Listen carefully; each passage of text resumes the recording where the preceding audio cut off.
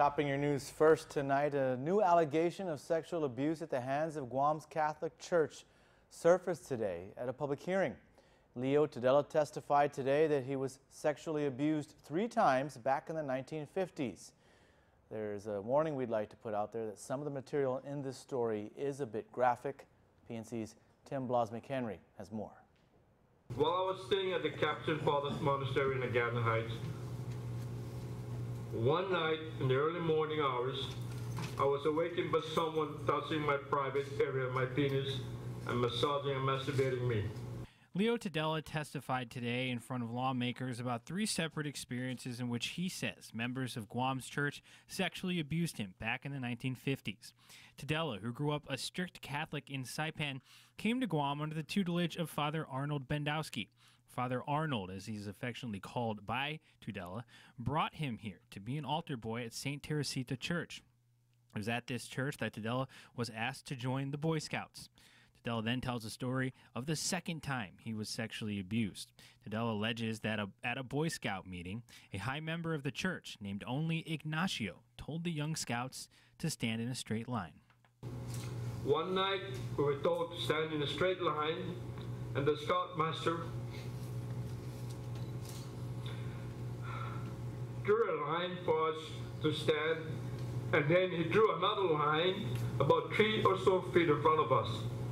He told us to take our pants down and stop playing with our penis to masturbate.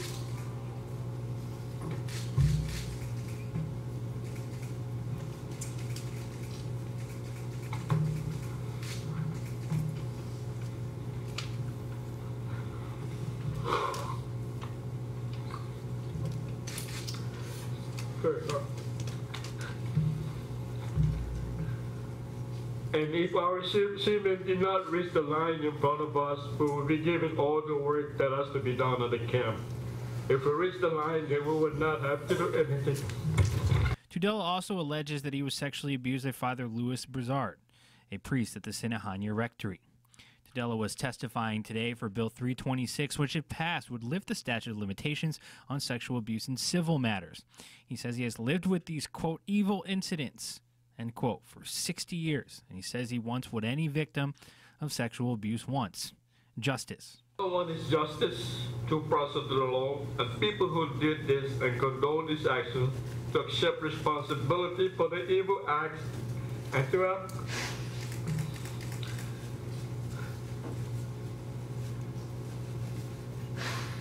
closure and to start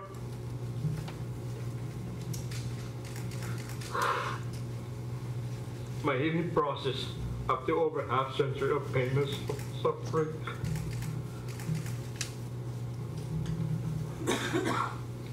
It's half century of pain and suffering.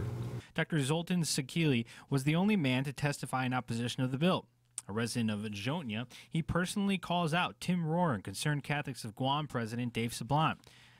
Dr. Sakili says, quote, calling Catholic believers and consecrated priests by dehumanizing terms like cancer is revealing a vicious agenda of political intent that cannot be supported by any respectable legislation with stature or integrity, end quote.